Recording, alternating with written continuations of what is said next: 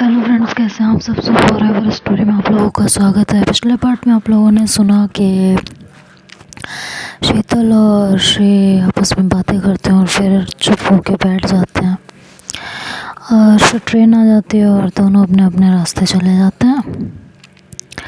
अगले दिन दोनों की सुबह ऑफिस में मुलाकात होती है। पूरा दिन वही रूटीन चलता है।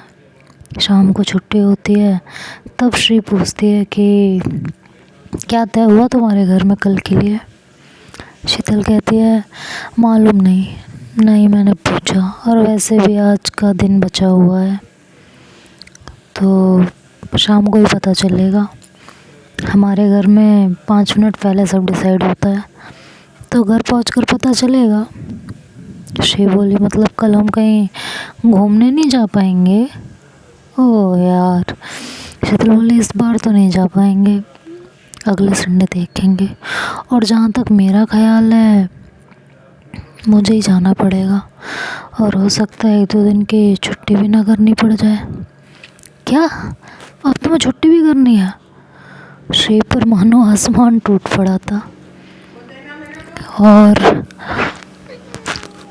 एक तो संडे को मिलना नहीं होगा, ऊपर से 2-3 दिन शीतल को बिना देखे कैसे गुजरेंगे, वो मन ही मन सोचने लगती है।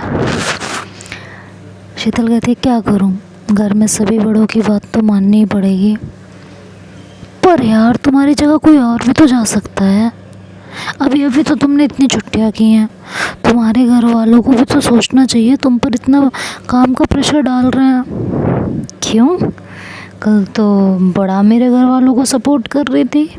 सब तुमसे बड़े हैं, तुम्हारे अपने हैं। काम कह दिया तो क्या हुआ, ऑर्डर दे दिया तो क्या हुआ, घर में थोड़े बहुत काम तो सबको करने होते हैं। आज क्या बदल गया? मैंने ऐसा कब कहा था अपनी बात से पलटना मत। कुछ शब्दों को इधर उधर कर दो तो तुमने ऐसा ही कुछ कहा था। मैंने ऐसा कुछ नहीं कहा था। हाँ फिर मेरे कान बजे थे, तुमने नहीं कहा था तो। अरे मैंने नहीं कहा।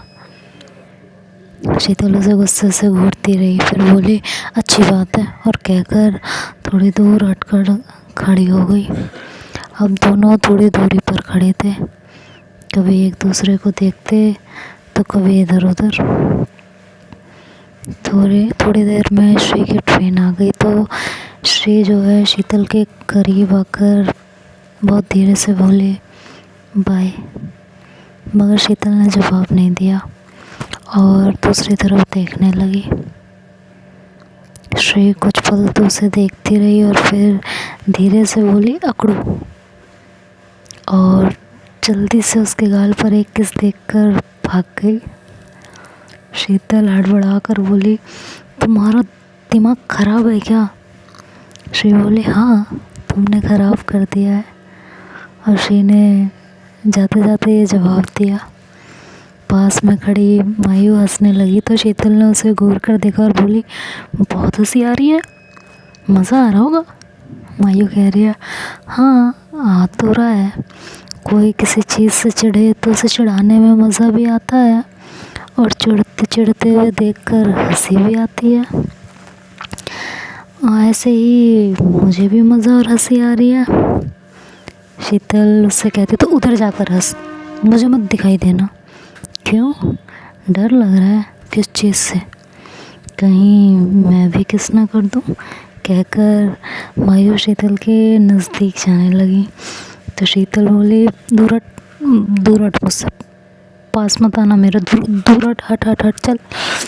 तो उसे चिढ़ाते हुए कहने लगी हाय, अब तो सच में दिल कर रहा है कि दूसरे गाल पर मैं पप्पी ले लूँ। चल बदतमीज़ कहीं की, मेरे पास आई ना तो मैंने उठाकर सामने ना ये पटरी पे फेंक देना है तुझे। शीतल को और चिढ़ाते हुए बोली मेरे पप्पी लेने से हीरे मोती झड़ जाएंगे गालों से, ले लेने देना एक। शीतल शर्म के मारे अब झेप रही थी। उसने मायू को पीछे धक्का देते हुए कहा कि सारे बदतमीज़ और बेशर्म मेरे ही पल्ले पड़े हैं, और दूर जाकर खड़ी हो गई। उसे देख देख के मायू बस हंसी जा रही थी। थोड़ी देर में ट्रेन आई तो दोनों ट्रेन में चढ़े। जब भी मायू शीतल की तरफ देखती तो उसकी हंसी नहीं रुकती, वो हंस पड़ती थी। इधर शीतल उसकी हंसी देख देख के इरिटेट हो रही थी, खींच रही थी, परेशान हो रही थी। किसी तरह सफ़र कटा। स्टेशन पर उतरकर दोनों ने अपनी अपनी राह ले ली। घर जाते हुए रास्ते में शीतल श्री और मायू की हरकतों के बारे में सोचकर कभी चिढ़ती तो कभी मुस्कुरा पड़ती। अगले दिन श्री की सुबह आँख खुली तो शीतल का ख्याल आते ही मुस्कुरा उठी और फिर उसका मन भारी होने लगा। सोचने लगी कि पिछली बार की तरह इस बार मिलना नहीं हो पाएगा, ये संडे ऐसे ही कटेगा लग रहा है। किसी तरह भारी मन से बिस्तर से उठी और काम में अपना मन लगाने लगी। अब काम में तो मन लग ही नहीं रहा था। दिमाग दिल में जब कोई और चलता रहे तो काम में मन कहाँ से लगेगा। लेकिन काम तो करना ही पड़ता है, मजबूरी है भाई। किसी तरह एक एक करके काम ख़त्म किया। 12 से ऊपर का टाइम था जब उसके फ़ोन की घंटी बजी। जाकर फ़ोन उठाया, हेलो कहा तो उधर से शीतल की आवाज़ थी। शीतल की आवाज़ सुनते ही उसे एक चैन और सुकून सा मिला। शीतल ने कहा, घूमने चलोगी? हाँ, पर तुम गई नहीं। अब कहीं और तो जा नहीं सकते हैं, एक काम करना, जो बीच पे आ सकती हो, और तुम्हारे घर से ज़्यादा दूर भी नहीं है। श्री ने कुछ सोचते हुए कहा, आ तो सकती हूँ, ठीक है, कब तक पहुँच जाओगी? 1:30 या 2 बजे तक? 2 बजे तक। घर से निकलते तैयार होते टाइम लगेगा। स्टेशन पर तो मिल नहीं पाऊँगी, बीच पर मेन गेट पर इंतज़ार करूँगी। श्री ने कहा, ओके। श्री की हाँ सुनकर शीतल ने फ़ोन कहकर कट कर दिया। श्री आगे कुछ पूछने जा रही थी पर फ़ोन डिस्कनेक्ट हो चुका था। जल्ला कर बोली, हमेशा की आदत है इसकी, बिना बाय बोले बिना पूरी बात सुने फ़ोन काट देती है। फ़ोन रखकर श्री भी जल्दी जल्दी काम ख़त्म करने में लग गई थी। मन में खुशी भी थी। तैयार होके घर से निकलते निकलते 2 बज गए थे। जल्दी जल्दी करते हुए भी लेट हो ही गया था। 1 बजे के करीब तो उसका फ़ोन ही आया था।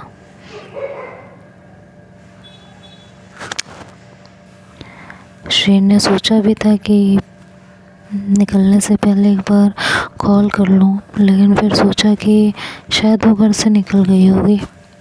ये सोचकर कॉल नहीं किया और घर से निकली। श्री जब बीच पर पहुंची तो 2:30 के आसपास का वक्त हो रहा था। इधर शीतल आधे घंटे से उसका इंतज़ार कर रही थी खड़ी खड़ी।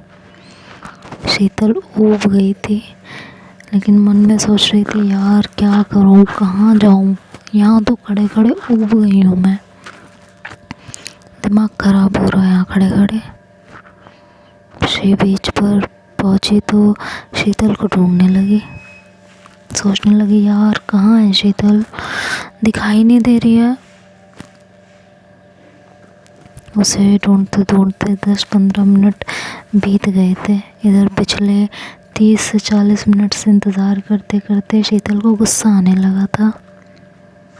वो सोच रही थी कि यार कहाँ है ये श्री, अभी तक नहीं आई, ऐसा तो नहीं कहीं आ ना पा रही हो। मुझे उसे निकलने से पहले एक बार और फ़ोन कर लेना चाहिए था, और अब यहाँ से हिल भी नहीं सकती।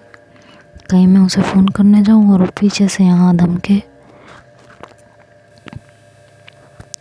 कहीं वो अंदर तो नहीं चली गई, जाके चेक करूँ। पर मैंने उसे बोला था मेन गेट पे मिलेंगे। कुछ पता नहीं है, बेवकूफ़ लड़की है, कहीं ज़्यादा दिमाग ना चलाने लगी हो।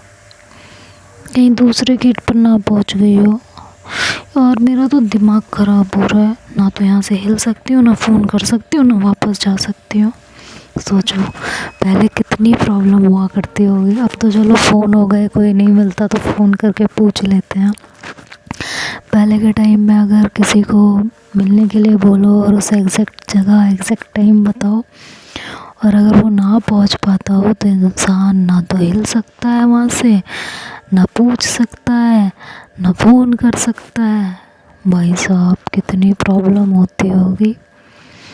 थोड़ा थोड़ा तो ये मैंने भी झेला है, इसलिए थोड़ा अंदाज़ा है कि शीतल क्या फील कर रही होगी। सॉरी। उसका दिमाग काम नहीं कर रहा था, बैठे बैठे सोचने लगी कि ये अच्छा है। मुझे भी ना घर में बैठे बैठे ये घूमने का फितूर चढ़ा और उसे फ़ोन कर लिया। अब 1 घंटे से धूप में सड़ रही हूँ, पैर ऊपर से दर्द हो रहे हैं। मुझसे भी ना सोया नहीं जा रहा था कि आराम से नींद पूरी करती रूम में। पूरे हफ्ते काम करती हूँ, एक दिन मिला था चैन से सोती, चैन से रहती, टीवी देखती, जो मन में आता करती। बड़ा मुझे उसके साथ घूमने का शौक़ चढ़ा था। लो अब घूमो, बैठो, इंतज़ार करो, मुँह फुड़वाओ अपना। बेकार ही प्लान बनाया यार, पता नहीं आएगी भी या नहीं। ये सोचते हुए शीतल अब हर चश्मे वाली लड़की को ध्यान से देखने लगी थी कि कहीं श्रेय उसे दिखाई ना दे जाए। कहीं तो दिखे, लेकिन श्रेय उसे कहीं नहीं दिख रही थी। इधर श्रेय भी शीतल को ढूंढ ढूंढ के अब परेशान होने लगी थी।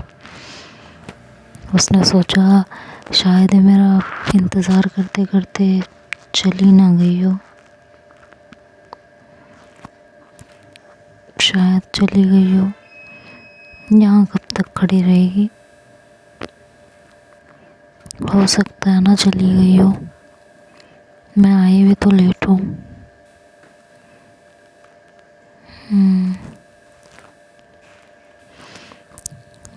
चलो क्या करें।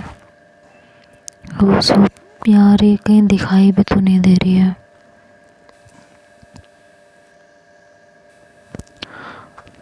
हो सकता है चली गई हो। रुकूं या जाऊं? मुझे आने में देर भी तो हो गई थी और अब कब से मिल भी नहीं रही है। इधर शीतल भी उसे ढूंढ ढूंढ के परेशान थी, सोच रही थी कि हो सकता है शायद आई ना हो, घर में कोई काम पड़ गया हो। वापस जाती हूँ, शायद नहीं मिलेगी, ये कहकर वो मुड़ी अपने घर के लिए। तो देखते हैं अब जब शीतल और श्रेय की बाद में मुलाकात होगी तो क्या क्या होगा, तो नेक्स्ट पार्ट में सुनेंगे। तब तक के लिए बाय बाय, टेक केयर।